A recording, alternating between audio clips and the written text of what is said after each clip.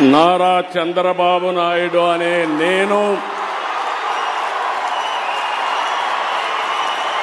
శాసనం ద్వారా నిర్మితమైన భారత రాజ్యాంగం పట్ల నిజమైన విశ్వాసం, విధేయత చూపుతానని, భారతదేశ సార్వభౌమాధికారాన్ని, సమగ్రతను కాపాడుతానని ఆంధ్రప్రదేశ్ రాష్ట్ర ముఖ్యమంత్రిగా నా కర్తవ్యాలను